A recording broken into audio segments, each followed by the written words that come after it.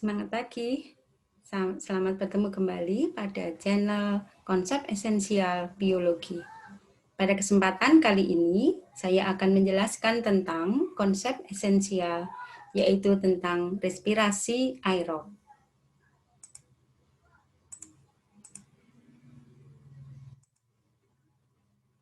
Respirasi aerob termasuk bagian dari metabolisme, di mana metabolisme terbagi menjadi dua reaksi, yaitu anabolisme dan katabolisme.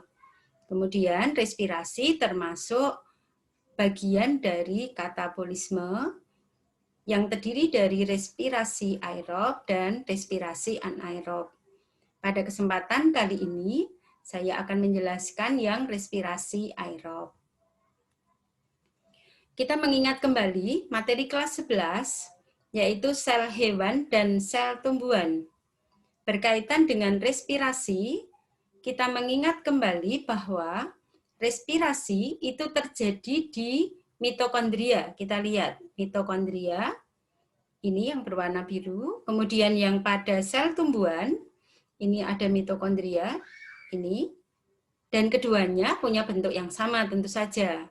Yaitu ciri dari mitokondria adalah bahwa dia memiliki membran rangkap yang di dalam membran dalamnya itu berkelok-kelok. Itu yang kita sebut dengan membran dalam atau yang kita sebut dengan nama krista. Nah, disitulah terjadi proses respirasi. Kemudian reaksi respirasi aerob di mitokondria itu terjadi reaksi antara C6H12O6 dan O2. Kemudian hasilnya adalah CO2, H2O, dan 38 ATP. Di kelas 11 kita melihat reaksinya semacam ini, dan nanti pada pertemuan kali ini kita akan melihat bahwa sebenarnya yang kelihatannya reaksinya singkat dan sederhana, tetapi secara konsep itu terbagi menjadi beberapa tahap reaksi yang akan saya jelaskan. Nah, kita mengingat kembali dari mana asal glukosa di tubuh kita. Glukosa itu berasal dari pencernaan makanan. Kalau kita makan, misalnya nasi itu kan mengandung polisakarida. Polisakarida itu belum bisa digunakan oleh sel. Oleh karena itu ada proses pencernaan yang akan mengubah polisakarida misalnya amilo menjadi glukosa. Kemudian oksigen itu asalnya dari mana? Ya, di sistem pernafasan, oksigen itu kan asalnya dari lingkungan. Kemudian kita memiliki sistem pernafasan yang nanti akan membawa oksigen dari lingkungan masuk ke dalam alveolus, dan kemudian dari alveolus oksigen diangkut ke sel dan nanti masuk ke mitokondria, ya, sehingga nanti dihasilkan CO2, H2O, dan ATP sebanyak 38. Berarti apa tujuan respirasi aerob adalah untuk mendapatkan energi dalam bentuk ATP. Nah, kita lihat tahap respirasi aerob itu terjadi melalui 4 tahap reaksi. Yang pertama adalah glikolisis, yang kedua dekarboksilasi oksidatif asam pirufat, yang ketiga siklus Krebs, dan yang keempat adalah transport elektron.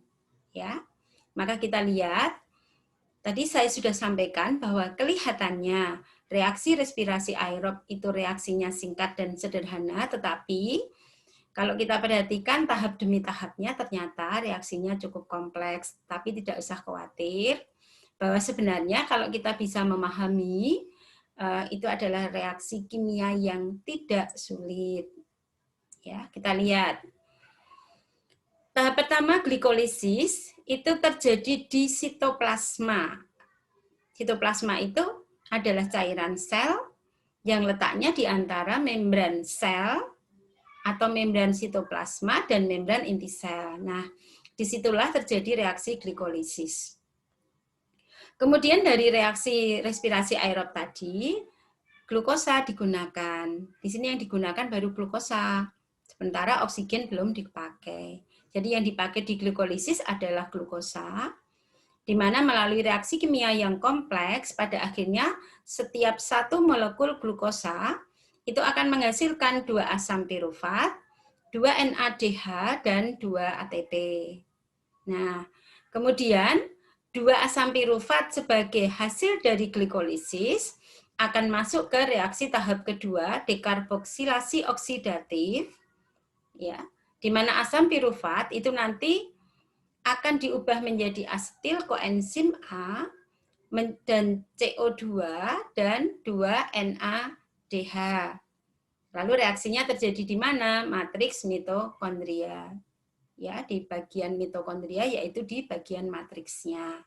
Nah, kita lihat pada reaksi respirasi aerob tadi, itu kan ada 6 CO2 dihasilkan. Nah, ini mulai diproduksi di dekarboksilasi oksidatif. Kemudian asetil koenzim A ini akan masuk ke siklus Krebs, kemudian terurai menjadi 6 NADH, nah kemudian 4 CO2, CO2-nya dihasilkan lagi, sehingga CO2-nya kalau kita tambah dengan yang di dekarboksilasi oksidatif, jumlahnya ada 6. Kemudian 2 FADH dan 2 ATP. Kemudian pada transport elektron, ya, maka NADH yang diproduksi di glikolisis 2 NADH, di dekarboksilasi oksidatif 2 NADH, kemudian di siklus Krebs 6 NADH, berarti jumlahnya 10, itu akan masuk ke transport elektron. Maka fungsi NADH di sini adalah sebagai sumber elektron, yaitu ion H+. Ya. Kemudian sumber elektron yang kedua itu adalah FADH. 2 FADH ini keduanya diproduksi di siklus Krebs. Ya, sehingga ini nanti juga berfungsi sebagai sumber elektron yang akan masuk ke rantai transport elektron. Kemudian kita perhatikan oksigen yang pada tahap reaksi tadi itu baru dipakai di transport elektron. Kemudian bagaimana NADH dan FADH2 berperan sebagai sumber elektron, kita lihat. Ya, dia nanti akan melepaskan satu ion H+-nya sehingga dia akan menjadi 10 NAD+. Kemudian ion H ini akan bereaksi dengan oksigen membentuk H2O. Ya, membentuk H2O. Nah, H2O juga baru diproduksi di transport elektron. Demikian juga FADH2, dia akan melepaskan ion H-nya, sehingga menjadi FAD+, dan ion H tadi bereaksi dengan oksigen, sehingga memproduksi H2O. Ya, sehingga H2O itu diproduksi di transport elektron, kemudian oksigen dipakai di transport elektron. Kemudian, di sini 30 ATP dari mana? Setiap satu molekul NADH itu akan menghasilkan 3 ATP. Sehingga kalau di sini ada 10, maka dia akan menghasilkan 10 kali 3, yaitu 30 ATP. Sedangkan FADH2, setiap FADH2 itu akan menghasilkan menghasilkan 2 ATP. Sehingga dari 2 FADH2 dihasilkan 4 ATP. Sehingga total ATP yang diproduksi di transport elektron itu ada 34. Maka, kalau pada reaksi total respirasi, jumlah total ATP yang diproduksi adalah 38, maka perhitungannya adalah 2 ATP dari glikolisis, 2 ATP dari siklus Krebs, dan 34 ATP dari transport elektron, berarti totalnya adalah 38. Jelas ya? Jadi semacam itu. Kemudian, ini tadi sudah Bu Lara sampaikan, untuk perhitungan jumlah ATP pada transport elektron, 1 NADH menghasilkan 3 ATP, kalau 10 NADH berarti menghasilkan 30 ATP. 1 FADH2 menghasilkan 2 ATP, maka kalau ada 2 FADH2, maka produksi ATP-nya adalah 4. Nah, sekarang kita lihat tiap tahap. Tadi Bu Clara sudah menyampaikan, itu terjadi melalui reaksi kimia yang kompleks. Ya. tidak usah khawatir ini seperti ini, kenapa sulit begitu ya. Maka kita ambil prinsip pentingnya saja bahwa glikolisis itu adalah proses perubahan glukosa menjadi 2 asam pirufat, 2 NADH dan 2 ATP. Kita lihat pada awal glukosa dipakai, kemudian glukosa kita lihat di sini ATP itu diuraikan menjadi ADP, berarti dia melepas satu fosfat. Maka glukosa dengan bertambahnya satu fosfat di sini menjadi glukosa 6 fosfat ya. Kemudian berikutnya menjadi glukosa fruktosa 6 fosfat. Kemudian di sini mendapat penambahan ATP fosfat satu lagi dari peruraian ATP menjadi ADP. Kemudian menjadi fruktosa 1,6 bifosfat. Berarti fosfatnya pada senyawa fruktosa ini ada 2. Maka kalau kita lihat bahwa di sini itu ATP yang digunakan sebanyak 2. Kemudian dari fruktosa 1,6 bifosfat ini nanti akan terurai menjadi 2 fosfogliserat ini dan ini. Kemudian fosfogliserat menjadi 1,3 bifosfogliserat, kemudian menjadi 3 fosfogliserat, 2 fosfogliserat, dan fosfoenol pirufat, dan pada akhirnya menjadi asam pirufat. Maka kita mencoba melihat kembali proses perubahan glukosa menjadi asam pirufat pada glikolisis. Kita lihat dari 1 glukosa itu akan menjadi 2 asam pirufat. Kemudian 2 NADH-nya itu dari fosfogliseraldehid menjadi 1,3 bifosfogliserat, itu terjadi pembentukan NADH. Ini ada 1, ini ada 1, berarti 2. Kemudian ATP-nya kita lihat. Di sini kan memang dibentuk ATP 4, 1, 2, 3, 4, tetapi digunakan 2. Maka total ATP di glikolisis adalah 2. Itu ya. Kemudian, pada dekarboksilasi oksidatif asam pirufat, itu setiap 1 asam pirufat, itu nanti akan menghasilkan 1 NADH, 1 CO2, dan 1 asetil koenzim A. Ya, pada proses glikolisis tadi, asam pirufatnya kan 2, maka NADH yang diproduksi ada 2, CO2-nya juga ada 2, dan asetil koenzimnya juga ada 2. Kita lanjut ke tahap yang ketiga, yaitu siklus Krebs. Pada siklus Krebs otomatis menggunakan bahan dari hasil dekarboksilasi oksidatif, yaitu asetil koenzim A. Di mana asetil koenzim A itu nanti akan bereaksi dengan asam oksaloasetat menjadi asam sitrat. Asam sitrat akan menjadi isositrat, dan kita lihat di sini melepas 1 CO2, dan di sini terjadi pembentukan NADH. Dari isositrat menjadi alfa ketoglutarat juga terjadi pembentukan NADH. Dari alfa ketoglutarat menjadi suksinil koenzim A, dan pada pembentukan dari suksinil koenzim A menjadi suksinat, di sini terbentuk ATP. Kemudian dari suksinat menjadi fumarat terbentuk FADH2, kemudian fumarat menjadi malat, dan malat menjadi oksaloasetat, di sini terjadi pembentukan NADH. Maka dalam satu siklus Krebs, kalau kita hitung, NADH-nya ada 1, 2, 3. Karena ada 2 siklus, berarti 6 NADH. Kemudian FADH2-nya ada 1, karena 2 siklus berarti 2 FADH2. Kemudian CO2-nya ada 1, 2, ya. Kemudian karena 2 siklus menjadi 4, sedangkan ATP-nya di sini 1, karena siklus Krebs terjadi 2 kali, maka terbentuk 2 ATP. Seperti itu. Ya. Kemudian pada transport elektron tadi Bu Clara sudah sampaikan, ya. Prosesnya terjadi di membran dalam mitokondria. Jadi kalau kita mengingat kembali bahwa di materi kelas 11 itu ada sebutan mitokondria sebagai powerhouse, ya.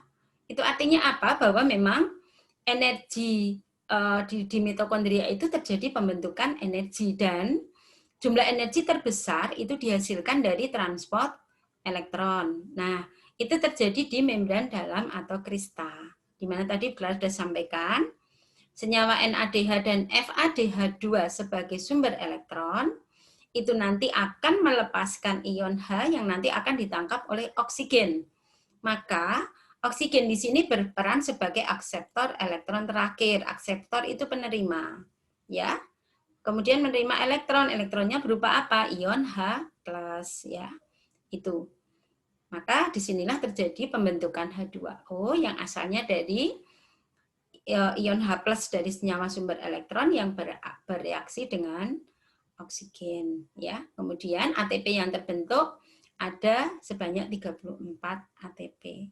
Sehingga kalau kita rangkaikan dari reaksi-reaksi yang tahapnya tadi sudah Bu Clara jelaskan, maka kita lihat glukosa melalui proses glikolisis menghasilkan 2 asam pirufat, 2 ATP, dan 2 NADH.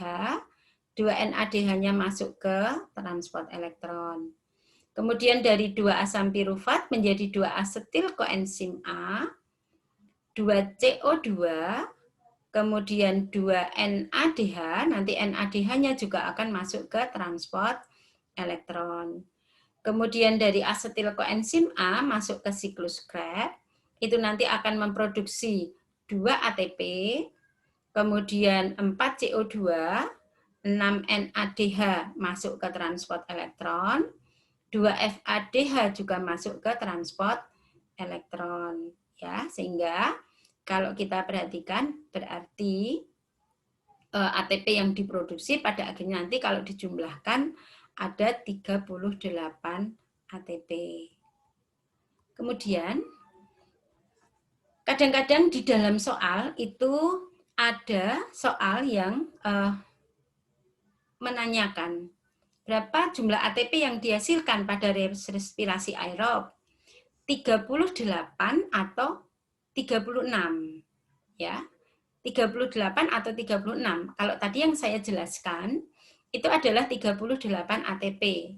Maka kalau ada yang penjelasan ATP yang diproduksi jumlahnya 36, itu tergantung dari jalur yang dilalui oleh NADH.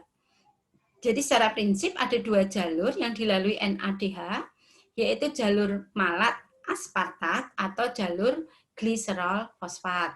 Ya, kalau melalui jalur malat aspartat, maka NADH ini ketika menembus membran mitokondria, dia keluarnya akan tetap dalam bentuk NADH. Kalau dia tetap dalam bentuk NADH, maka jumlah akhir ATP-nya tetap 38. Ya, jadi kan tadi NADH yang diproduksi pada glikolisis itu kan harus menembus membran mitokondria, ya.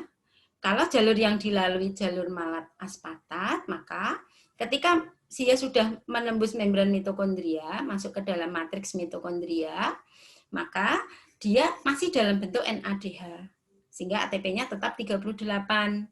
Rinciannya adalah dari glikolisis 2, dari siklus Krebs 2, dan dari transport elektron 34. 34 itu dari mana? 2 NADH-nya dari glikolisis, 2 NADH lagi dari dekarboksilasi oksidatif, kemudian 6 NADH dari siklus Krebs, dan 2 FADH-nya 2 dari siklus Krebs. Dan nanti kita kalikan NADH-nya dengan 3, FADH2-nya dengan 2, maka hasilnya 34. Kalau dijumlah total berarti 38. Lalu yang 36 ini perhitungannya. Ketika NADH menembus membran mitokondria melalui jalur gliserol fosfat, maka dia akan berubah menjadi FADH2. Sehingga ATP yang dihasilkan 36. Ya, rinciannya dari glikolisis 2 ATP, dari siklus Krebs 2 ATP, sedangkan dari transport elektron itu 32 ATP. Dengan rincian, dari glikolisis itu kan dia berubah jadi FADH2, NADH-nya, karena ketika dia menembus membran, dia berubah jadi FADH2. Maka di sini permasalahannya, ya, glikolisis itu tidak NADH tetapi FADH2 karena dia berubah karena jalur yang dilalui adalah gliserol fosfat. Ya. Dekarboksilasi oksidatif tetap 2, dari siklus Krebs NADH-nya 6, FADH2-nya ada 2. Sehingga nanti kalau kita hitung NADH dikalikan 3, FADH2-nya dikalikan 2, maka total ATP pada transport elektron 32. Maka ditambah 2 dari siklus Krebs, 2 dari glikolisis, itu hasilnya menjadi 36 ATP. Seperti itu.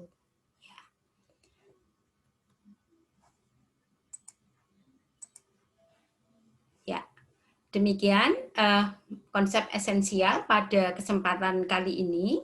Semoga apa yang Ibu Clara sampaikan pada kesempatan ini membawa manfaat bagi anak-anak kelas 12, mengingat bahwa selama masa pandemi COVID, pertemuan dengan Bapak Ibu guru masing-masing kan tidak penuh, sehingga banyak materi yang mendapatkan penjelasannya tidak lengkap, sehingga tetap belajar mandiri harus, kemudian dibantu oleh Bapak Ibu guru, kemudian kalian berusaha untuk mendapatkan konsep-konsep baik itu melalui literasi dari membaca buku maupun dari video-video banyak video yang ditayangkan di YouTube.